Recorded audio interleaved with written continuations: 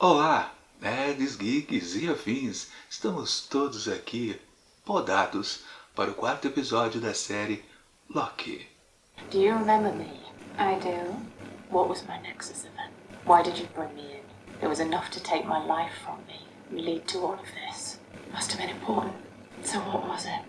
I don't remember.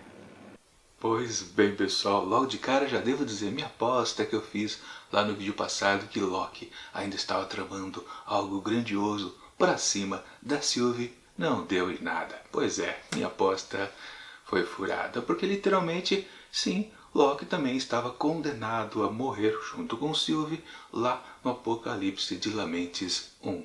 Não tinha nada para uma virada assim, pra gente ficar espantado, apesar de uma aposta, né? Não teve nada. Eles estavam lá à mercê realmente do seu destino, daquele apocalipse. Não tinha como eles mudarem alguma coisa. Quer dizer, no fundo, depois a gente descobre, alguns minutos depois, que realmente o fato de os dois estarem ali unidos, naquele ponto específico, talvez, bom, necessariamente talvez não precisasse ser um apocalipse, mas o fato de eles estarem unidos e completamente conectados, sim, gera uma mudança. Na já famosa linha temporal sagrada. Pois é, tem aquela bela, né, desvio ali que conduz ao Nexus de uma maneira completamente inexplicável. Depois, né, de maneira até fácil, digamos assim, o Mobius descobriu, ele teve o insight, é isso que aconteceu, por isso que vocês criaram uma variante ali temporal, um fluxo novo temporal,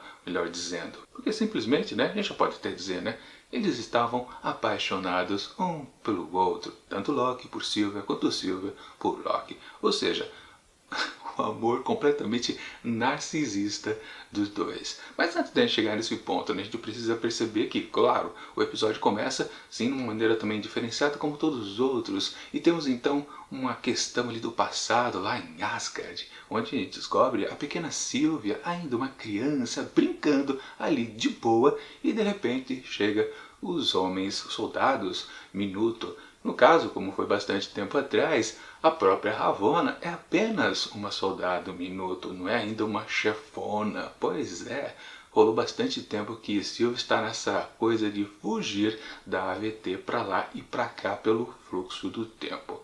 Enfim, mas uma coisa curiosa a respeito exatamente disso. Bom, primeiro que teve aquela situação um pouquinho forçada de como é que aquela menina, de repente, consegue sacar que basta pegar lá o temp pad que ela pode escapulir, achar uma boa porta de saída. Na verdade, será que ela já fazia essas estripulias de provocar variantes temporais para lá e para cá há muito tempo? Não foi apenas aquela situação ali inicial, onde ela a primeira vez conheceu um portal do tempo? Será que sim? Será que não? Ficou tudo na dúvida, porque exatamente como é que aquela menininha conseguiu roubar lá o aparelho da então soldado Minuto Ravonna e de boa escapar ali ilesa, completamente fácil até demais, vamos combinar, né? Mas enfim, não importa, para falar a verdade isso. O que vale mesmo é por que ela foi raptada, digamos assim, do seu fluxo variante do tempo. O que foi que ela fez? Melhor dizendo, foi ela, uma menininha, que criou uma variante no tempo? Como assim, um novo fluxo temporal? Como é que pode? Como é que ela criou essa ramificação? Uma pessoa apenas com talvez o seu desejo? Porque vamos combinar uma coisa que é agora que eu me atinei. Tanto quando o Loki chegou pela primeira vez na VT, quanto a própria Sylvie pequenininha, ambos presenciaram a presença de alguém também, uma variante que veio de algum lugar. E pareciam pessoas normais, tanto aquele cidadão que o Loki viu ser podado pelo soldado Minuto, como também esse outro aqui que a pequena Sylvie também viu. Eles estavam apenas desnorteados. O que está acontecendo? Por que eu estou sendo preso aqui, detido nesse lugar estranho? Pois é, no fundo, as variantes, elas não sabem que estão cometendo, entre aspas, um crime temporal. Sim, simplesmente eles são raptados naquele momento que talvez eles estejam começando exatamente a interferir, fazendo aquela variação da linha sagrada do tempo. Mas, decididamente, parece que eles nunca sabem. Assim foi. O Loki chegou nessa história dessa forma. Ele estava caído lá no deserto da Mongólia e de repente chegam os soldados Minutos e o levam. Mesma coisa, Sylvie estava de boa ali brincando com seus brinquedos lá em Asgard e de repente também chegam os soldados minutos e a levam. Sempre eles não sabem que estão sendo variantes. É basicamente isso. Então temos até um mistério assim maior no ar que talvez seja interessante para acompanhar os últimos momentos da série, que são os 2 episódios finais por aqui. Mas, tirando isso, a série, digamos que ela não está se desenvolvendo bastante, com muitas informações. Se a gente for friamente analisar esse episódio, a gente percebe que pouquíssima coisa aconteceu de novo, tirando essa novidade de Loki amar a si mesmo, ou amar uma variante de outro sexo.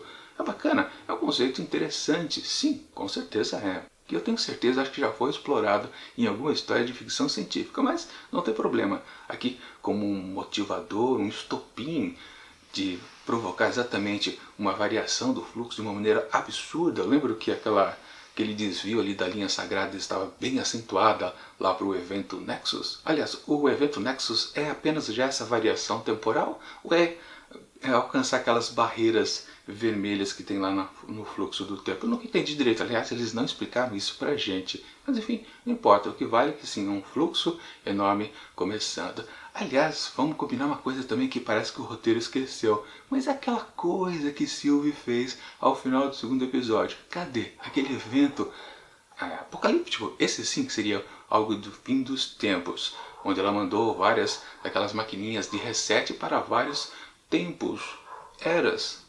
O que aconteceu com aquilo? Simplesmente a série parou de pensar a respeito disso, porque só vale agora a jornada da Sylvie, porque a jornada do Mobius foi esquecida, que é exatamente, né? Ou do próprio Loki, que eles estavam associados, né, como parceiros.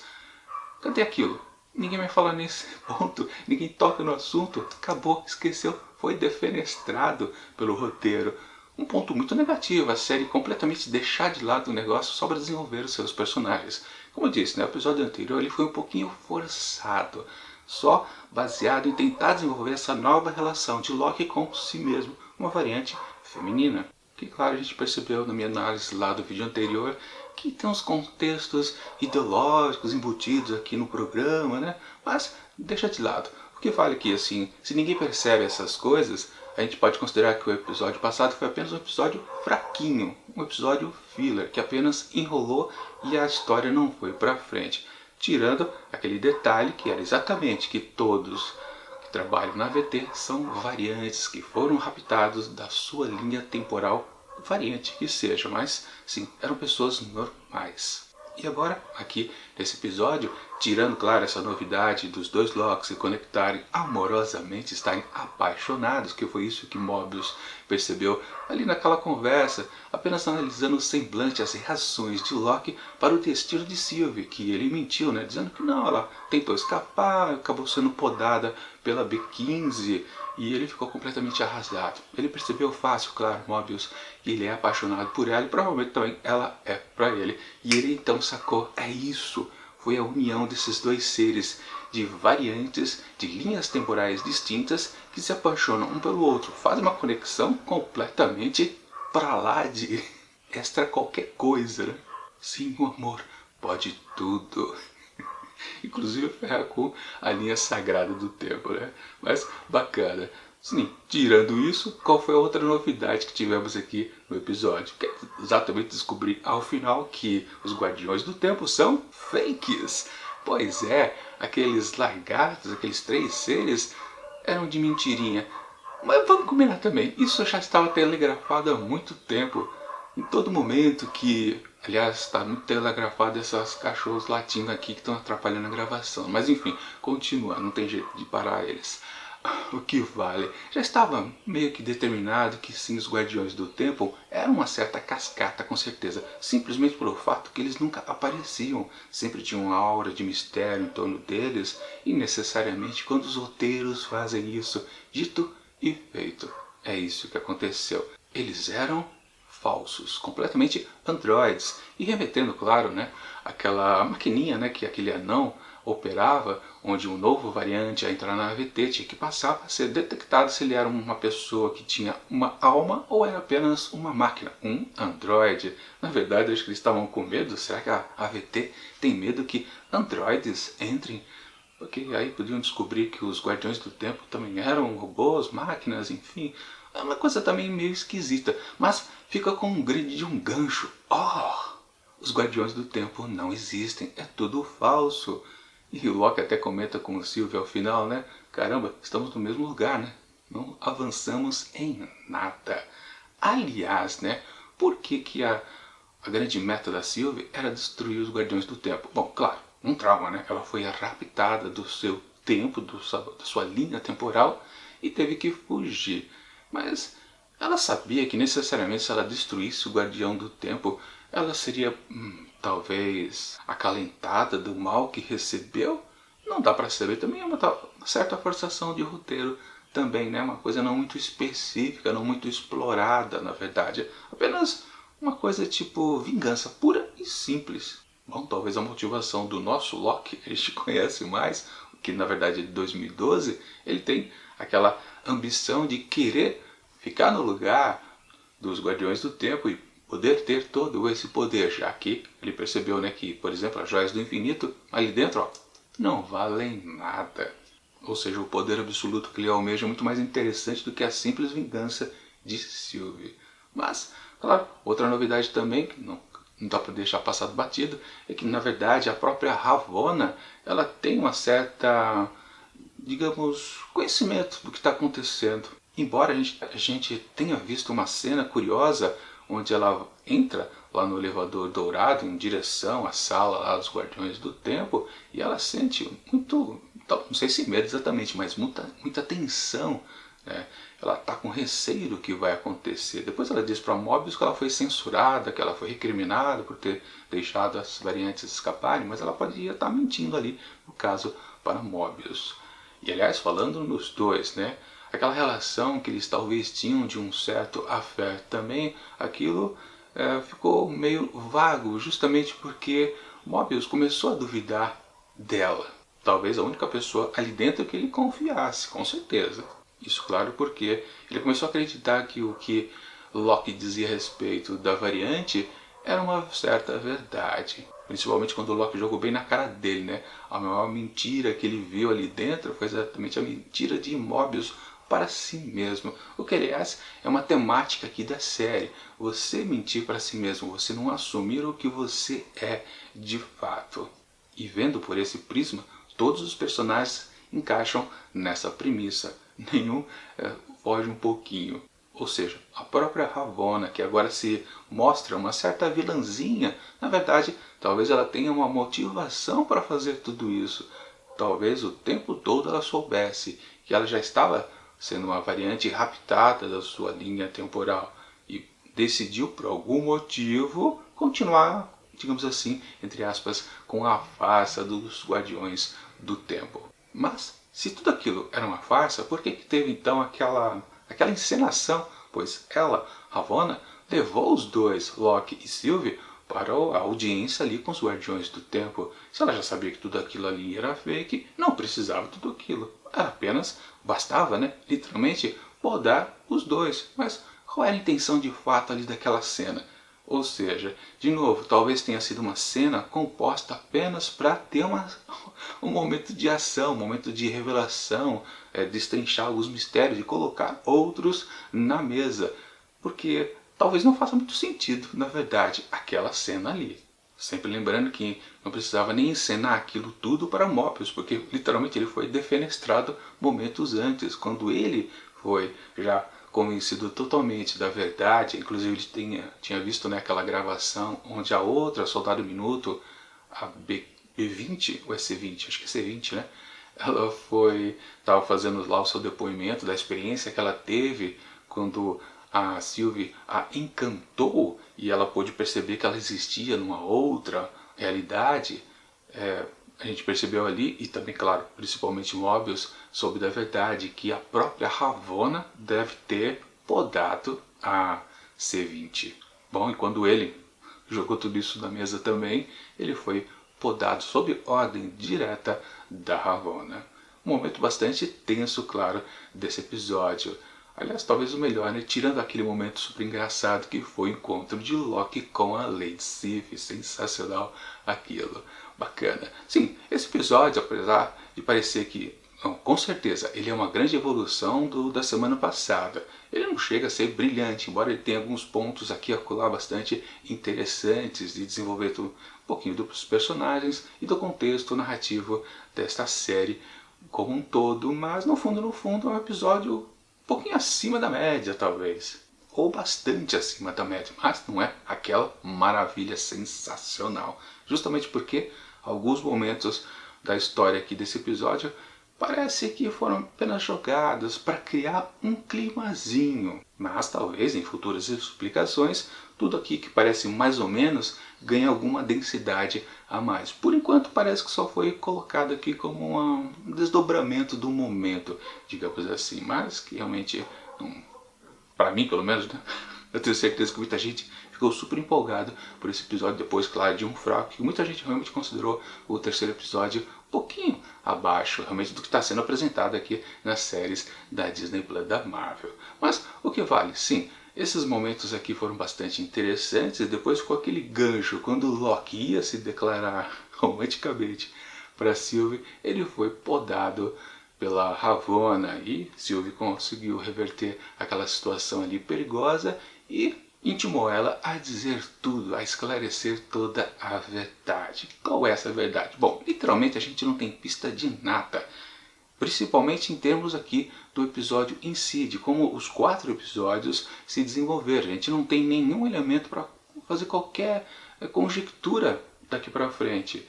Claro, se a gente se valer de questões que estão lá no quadrinhos, aí sim a gente pode imaginar alguma coisa. Tem o vilão Kang, que muita gente está dizendo que ele vai aparecer por aqui, que tem as questões do tempo envolvidas no seu lado vilanesco.